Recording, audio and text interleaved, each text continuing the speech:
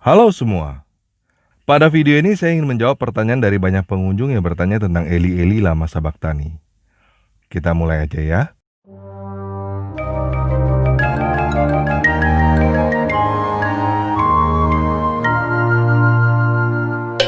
Di dalam Matius 27 ayat 46 dan Markus 15 ayat 34, tercatat bahwa Yesus berseru dengan suara nyaring, Eli Eli lama Sabaktani.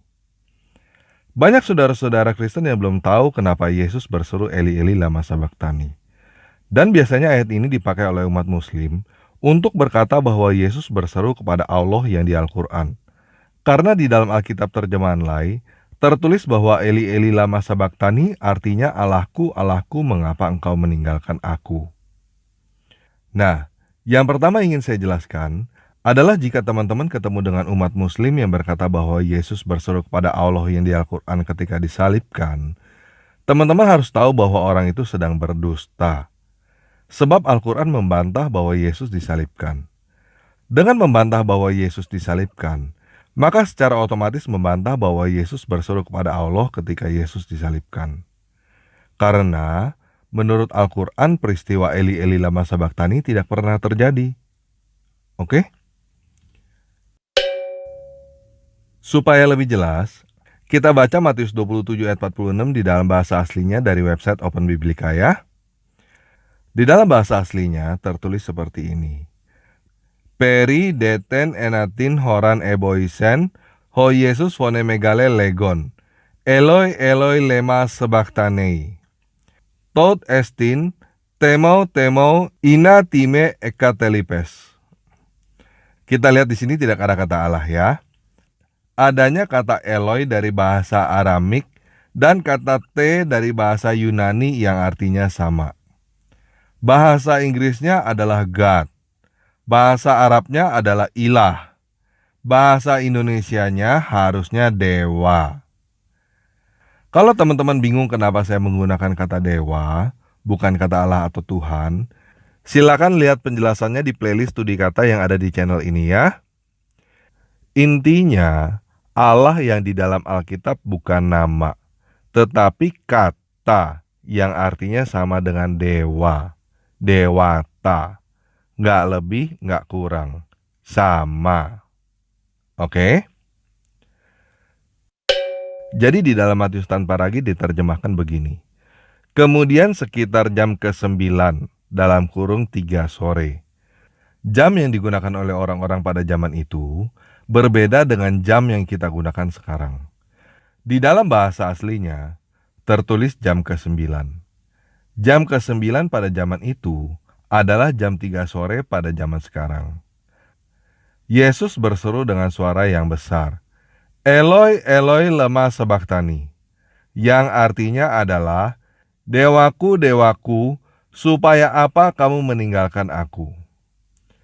Jadi yang pertama jelas ya, Yesus bukan berseru kepada Allah yang di Al-Quran. Nah, sebelum saya menjelaskan kenapa Yesus berseru seperti itu, saya ingin mengajak teman-teman semua membaca satu ayat sesudahnya.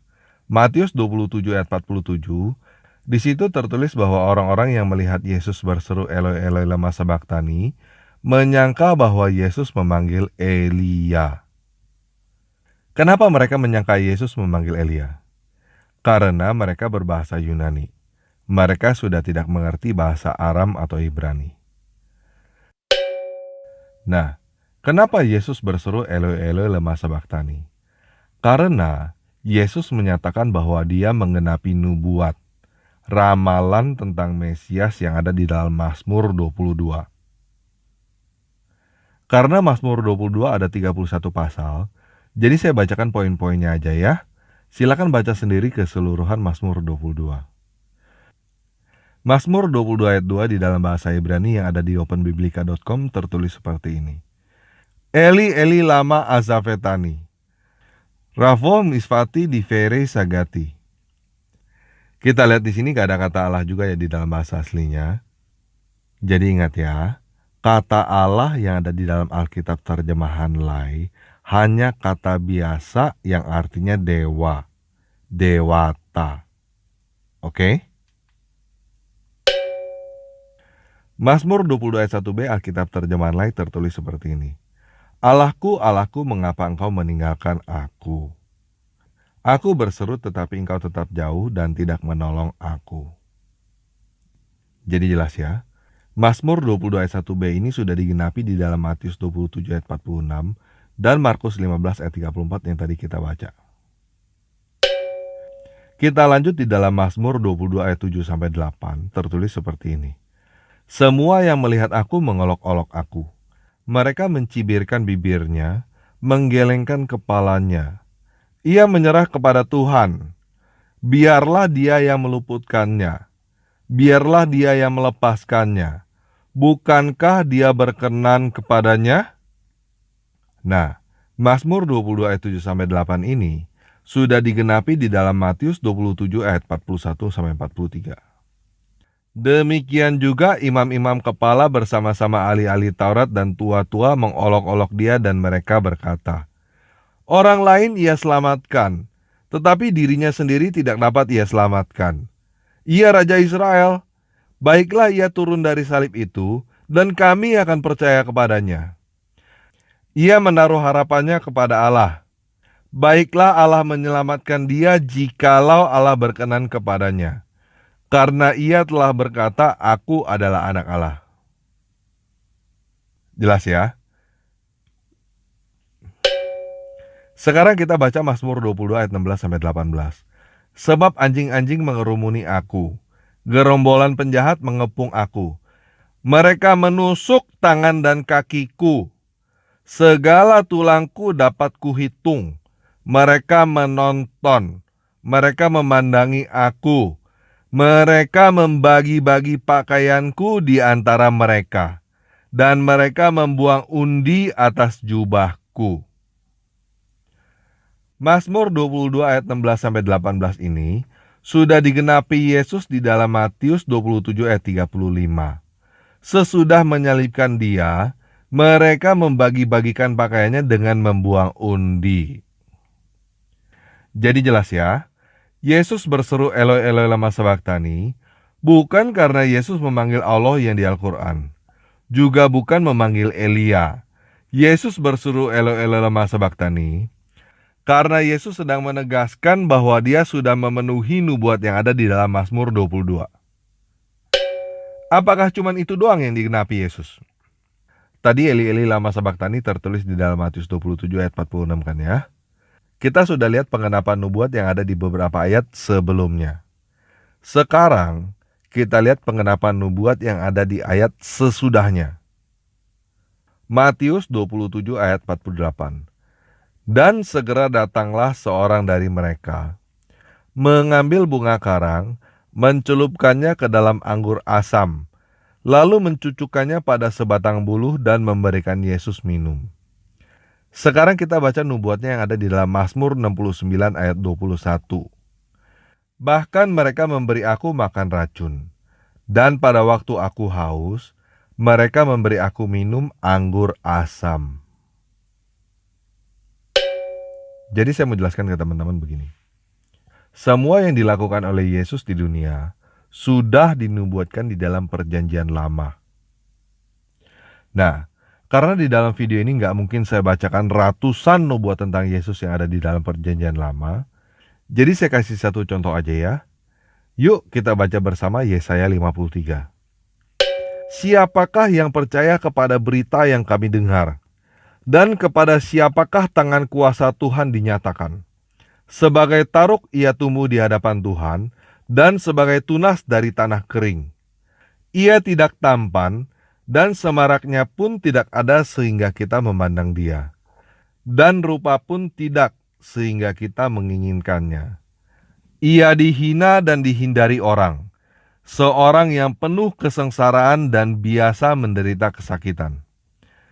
Ia sangat dihina sehingga orang menutup mukanya terhadap dia. Dan bagi kita pun, dia tidak masuk hitungan.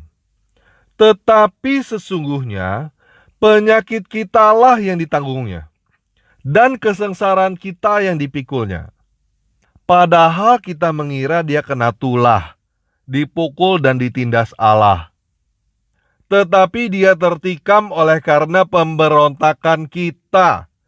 Dia diremukkan oleh karena kejahatan kita. Ganjaran yang mendatangkan keselamatan bagi kita ditimpakan kepadanya. Dan oleh bilur-bilurnya kita menjadi sembuh. Kita sekalian sesat seperti domba. Masing-masing kita mengambil jalannya sendiri. Tetapi Tuhan telah menimpakan kepadanya kejahatan kita sekalian. Dia dianiaya, tetapi dia membiarkan diri ditindas dan tidak membuka mulutnya, seperti anak domba yang dibawa ke pembantaian. Seperti induk domba yang keluh di depan orang-orang yang menggunting bulunya, ia tidak membuka mulutnya. Sesudah penahanan dan penghukuman, ia terambil. Dan tentang nasibnya, siapakah yang memikirkannya? Sungguh, ia terputus dari negeri orang-orang hidup. Dan karena pemberontakan umatku, ia kena tulah. Orang menempatkan kuburnya di antara orang-orang fasik. Dan di dalam matinya, ia ada di antara penjahat-penjahat. Sekalipun ia tidak berbuat kekerasan, dan tipu tidak ada dalam mulutnya.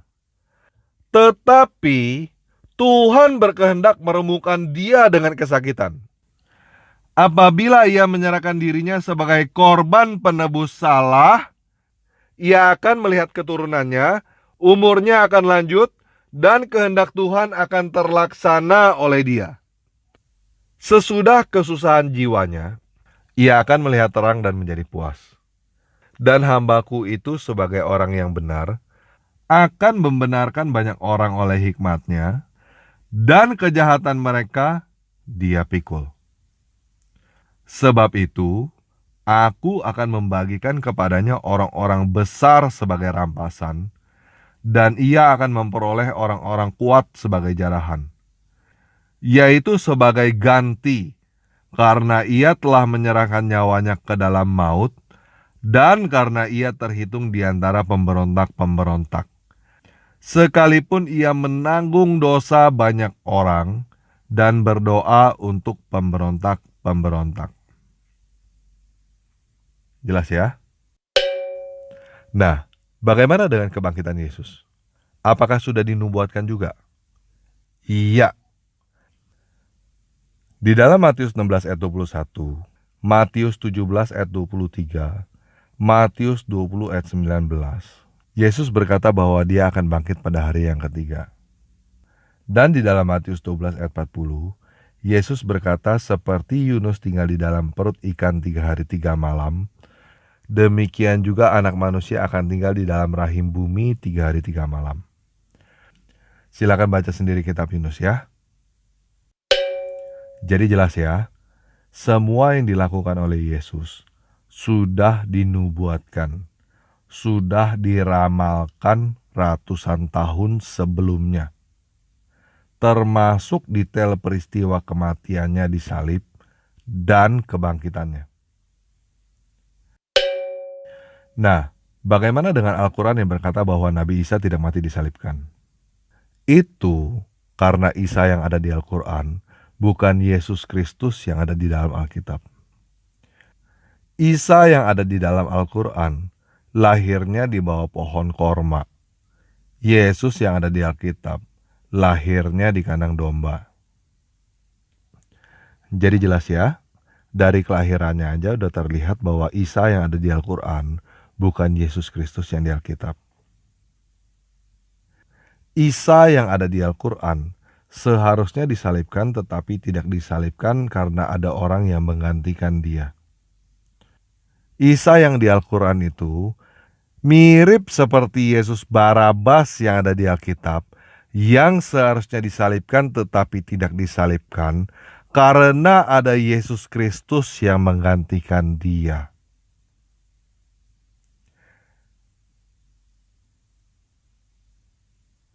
Eli Eli lama sabaktani sebenarnya adalah sindiran buat kita.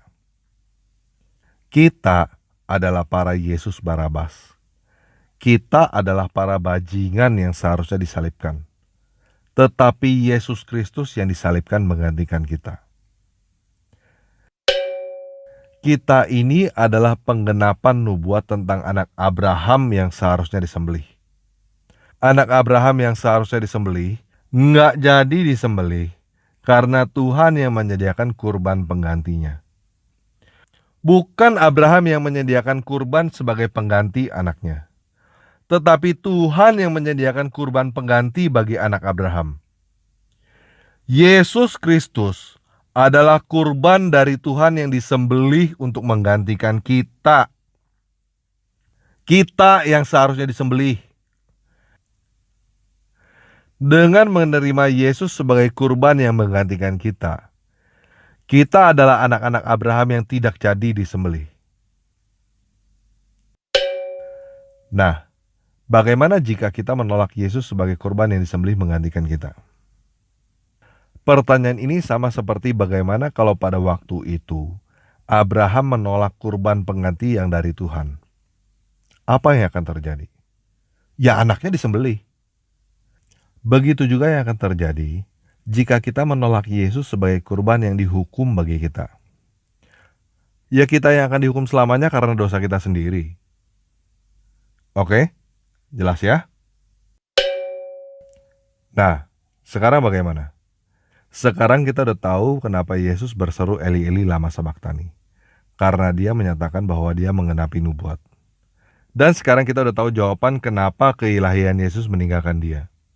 Karena dosa-dosa kita. Jadi sekarang saya mau balik bertanya kepada kamu. Kamu mau menerima Yesus sebagai kurban yang dihukum untuk menggantikan kamu? Atau kamu mau kamu sendiri yang dihukum karena dosa-dosa kamu?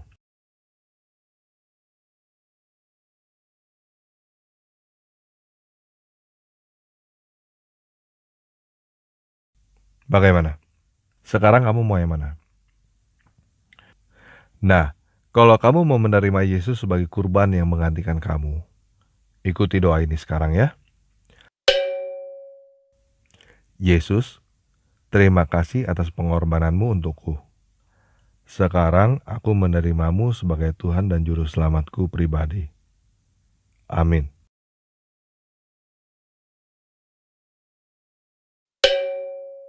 Besok, kamu cari gereja untuk dibaptis ya. Dan jangan lupa mulai baca Alkitab dari Matius. Cari tahu apa yang Yesus mau katakan kepada kamu secara pribadi. Selamat buat kamu yang menerima Yesus sebagai Juru Selamat. Nanti kita akan bangkit dari kematian, dan kita akan bersama-sama menyongsong Raja kita, Yesus Kristus yang akan datang kedua kalinya. Oke, sekian video kali ini. Yesus Kristus penguasa kita memberkati.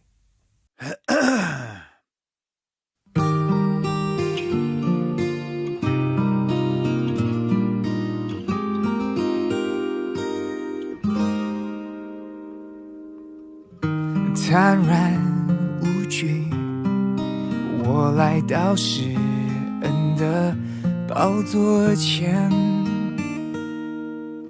将你的名所当得的荣耀归给你。凡亲近你的必须借着血的献祭，你只一次献上自己，拯救我到底。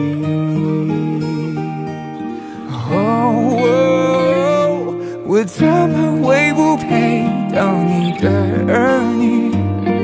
你赦免了我的罪孽，你是我的剑，慈爱和怜悯，你全心听我的声音。主，你向我仰脸，安慰和帮助，将平安充满我的心。主，你保护我，保护我性命，至高者你建立我心。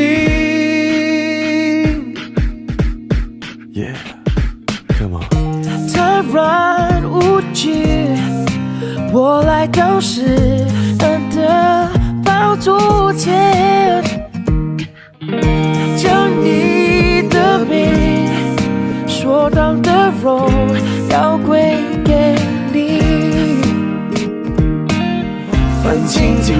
的必须，借着血的献祭，你只一次献上自己，拯救我到底。我怎么会不配当你的儿女？你赦免了我的罪孽，你是我的天，慈爱和怜悯，你却倾听我的声音。主，你向我仰脸，安慰和帮助，将平安充满我的心。主，你保护我，保护我心灵，至高者，你建立我心。诸神之中，谁能与你相比？